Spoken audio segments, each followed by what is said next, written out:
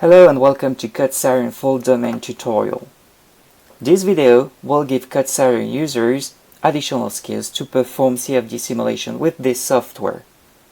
It is also the continuation of CutSiren Simple Junction tutorial available in this channel. Attention! If you haven't watched Simple Junction yet, please have a look at it first before watching this tutorial.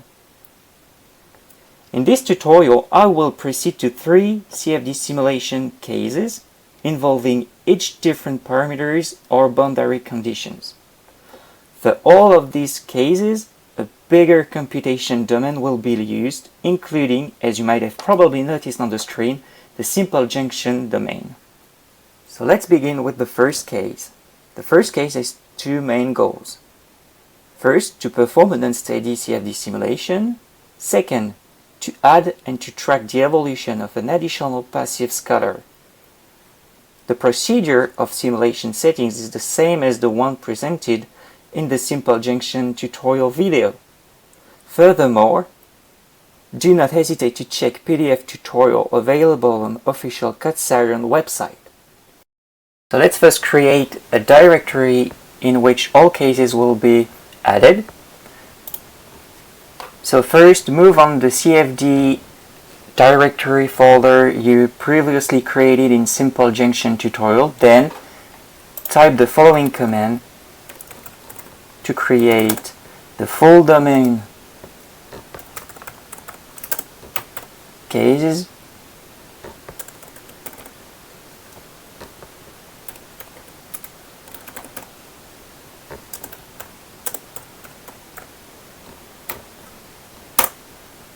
So now it's created, you can directly move in. Also, you can move to case 1 folder and data. And you can also launch the graphic user interface of CutSiren.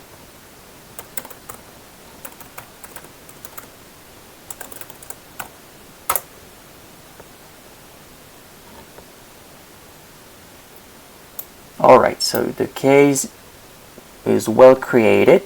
Before continuing setting CutSiren case number 1, we'll first copy all required files to the directory like this. So this is the directory we've just created, and we'll copy all mesh files into the mesh directory. Remember that all of these files are available in the CutSiren data package examples. So we can paste here. We will also copy one of the source files available in the data package of CutSiren and paste it in the source folder too. Alright, so case number 1 is ready to be set. So let's continue with the mesh settings. So first of all, we're gonna add the 3 mesh files previously added in the mesh folder. Clicking like this.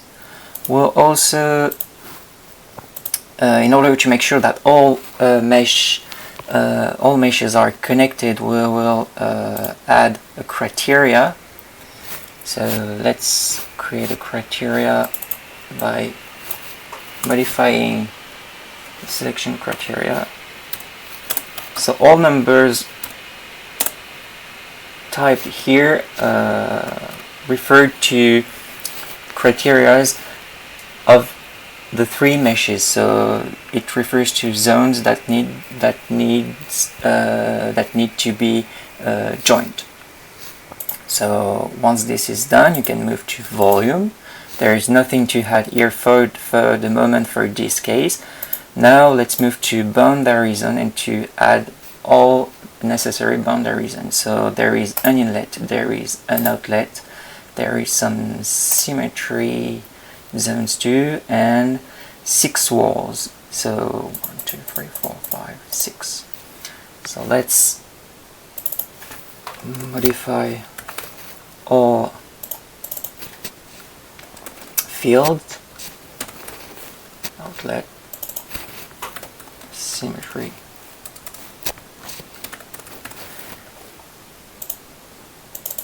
So I cut the video and I came back once I filled all the fields in selection criteria for boundary regions definition. So now let's move on mesh tab, just to make sure that the mesh quality is good. So you can run a computation by selecting mesh criteria, and there is no error. So everything's perfect, everything is fine, everything was well defined.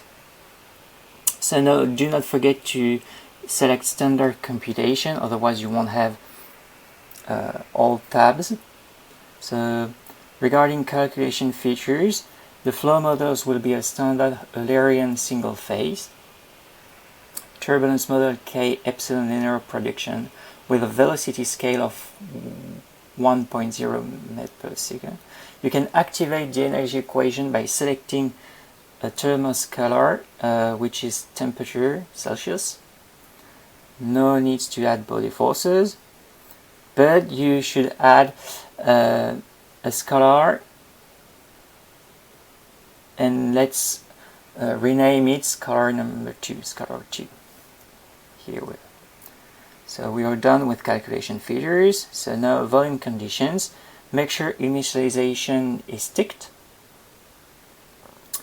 Then make sure all values are well defined. If you need the values, you can find them in the PDF tutorial. So now I just need to change the specific heat here. So 5493, the thermal conductivity is the same. I also need to change the diffusion coefficient of the scalar.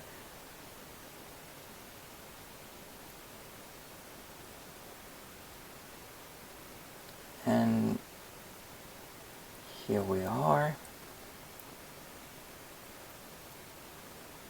Under the initialization tab, make sure every values are well defined. So thermal, you can define it down to 20, species 10,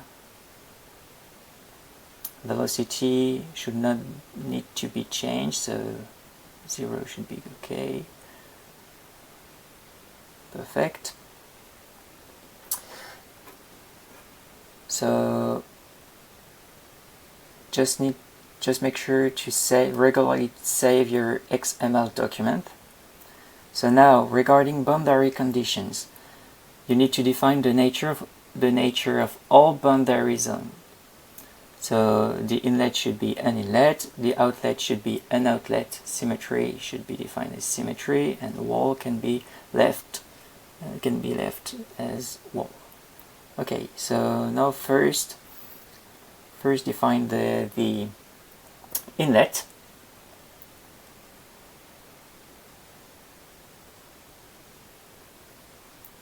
So velocity should be defined as follows. So specified coordinates 1. Then there is also the hydraulic diameter that needs to be changed down to 0.05. Then the thermal values should be also defined up to 300, and the species then up to 200. In the outlet, so no need to change values here. Symmetry, no need to change values. Regarding walls, you need to change to apply values regarding the PDF tutorial only for species scalar 2. So for wall 1 it's 0, for wall 2 it's 5, for wall 3 it's 0, for wall 4 it's 25, for wall 5 it's 320, and for wall 6 40. So you're all done with boundary conditions and you can save your XML. So now you can move to time settings parameter. Make sure that the following values are well defined. So reference time steps 0.05, stopping criterion number of time steps 300. The time step option should be constant because we are proceeding to an unsteady simulation. Regarding numerical parameters tab, select green goes with iterative handling of non-orthogonalities, just like simple junction tutorial. Make sure the improved pressure interpolation option is unticked. Save. Now move to equation parameters and clipping. The minimal values should be 0 and the maximal value should be 400 for both scalar. You can save the XML document. So now move to the post-processing, and you can, under the right tab, select the frequency option, output every n time steps, then fill 2. Also you can add monitoring points just like the PDF tutorials document. Then you can also go to surface control solution, make sure some are unticked just like in the PDF tutorial document. Again, same thing for volume solution control. You don't need to tick every every output. Alright, so now you're done. Make sure to save again and you can proceed to run of the calculation. Make sure that in Advanced tab everything is unticked, number of processes 1, threads per process 1, then you can run the calculation. So as you can see, the calculation started and it's pretty fast. So now let's move to the post-processing phase. Apply to this case. So here is the evolution of temperature, and on the screen you can see the initial condition, and if I click on play you will have the same results as expected on the PDF tutorial too. So that's for the temperature. We can also, if we want, check the velocity evolution, or if you want you can also check the evolution of the scalar number 2, which follows approximately the same way as the temperature evolution does. And if you want you can also have velocity vectors by creating a glyph.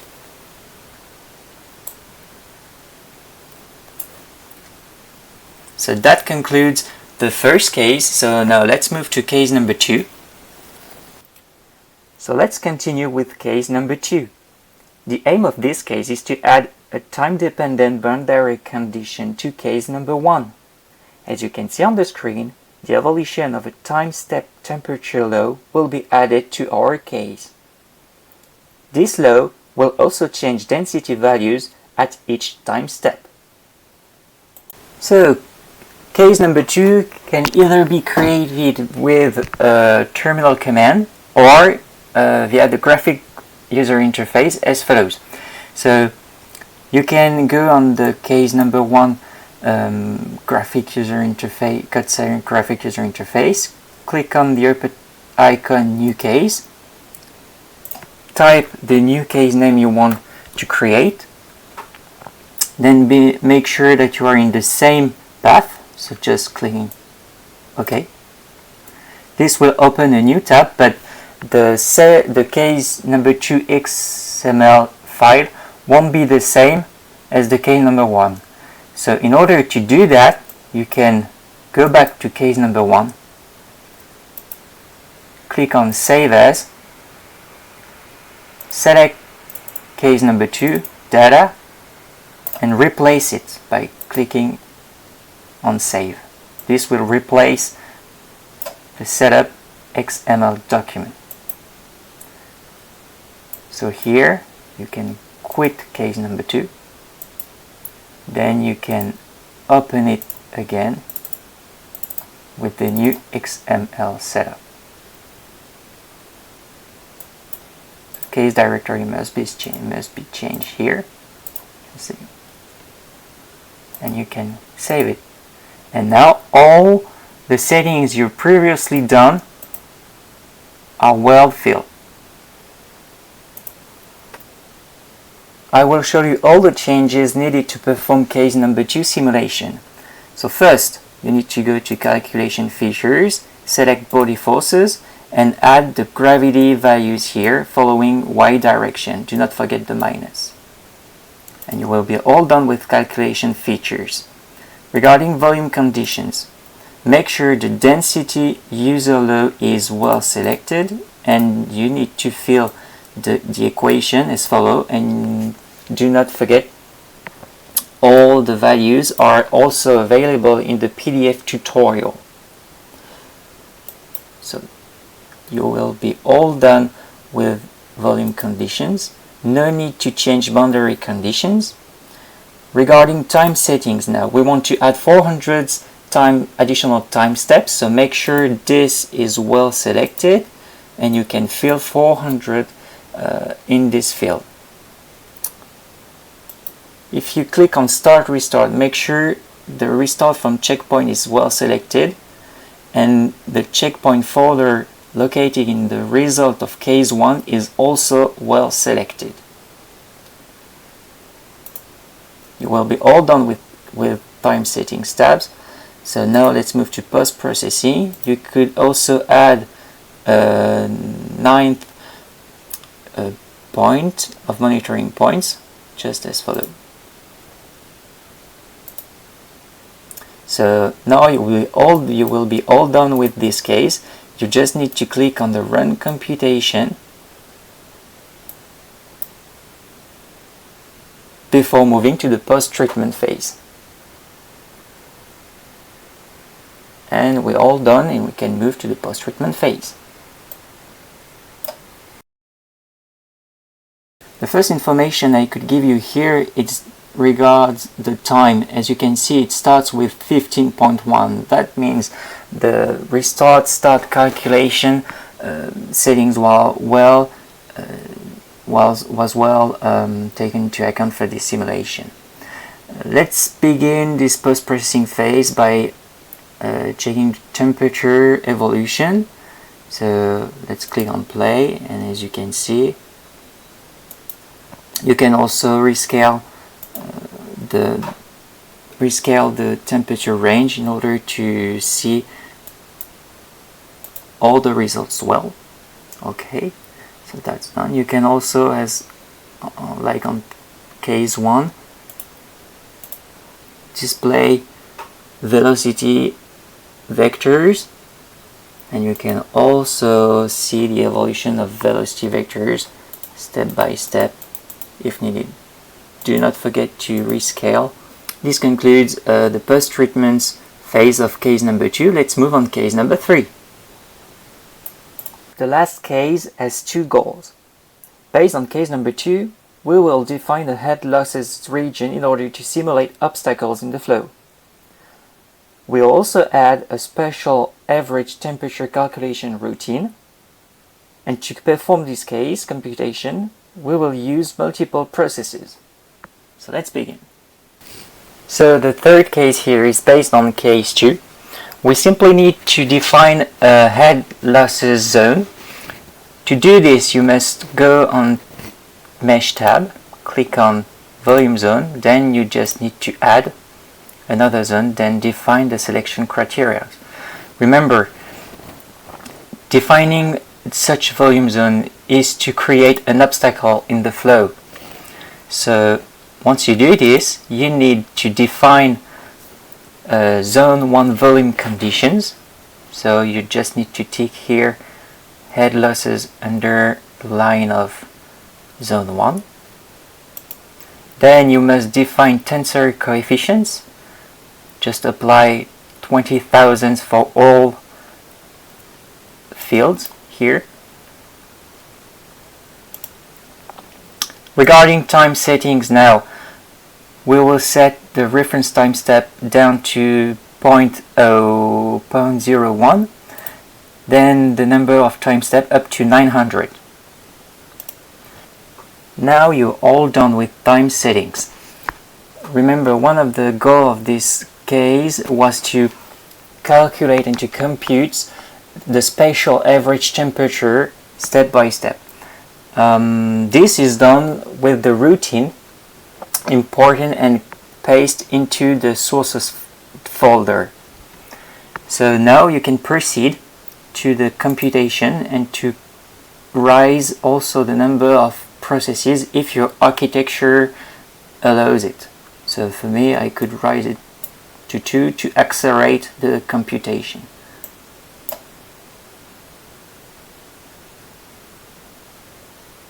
And as you can see, power cut sirens on 2 processors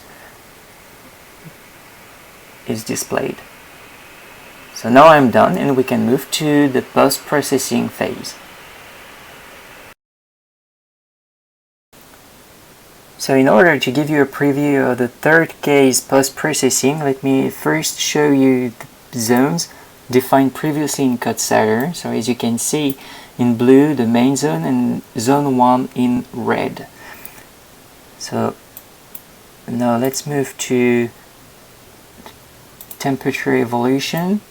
So as you can see, initial time step, everything is blue. Make sure to refresh or to rescale frequently, otherwise you won't be able to see temperature evolution if the scales, the maximum value is too high.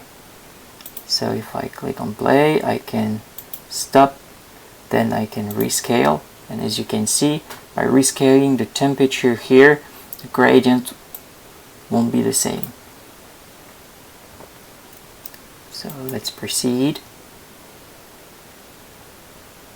Let's stop and let's rescaling it. Okay. So if we take the example of the PDF tutorial, let's set t equal 3 seconds. Let's set the maximum value of temperature range 400, and you should have these results. Normally you should have these results. We can also add to this view some arrows of the velocity in magnitude, of course, here, and the results are pretty good comparing to the PDF tutorial. So one of good exercise would be to check if on time 5 seconds and 8 seconds results are the same as the PDF tutorial. So this concludes the third case and the video. Thank you for watching. I hope you enjoyed watching this video, and I highly recommend you to move on the next video called Stratified Junction. You can keep tracking CutsCyler updates by checking on our channel or social media pages to get the latest news.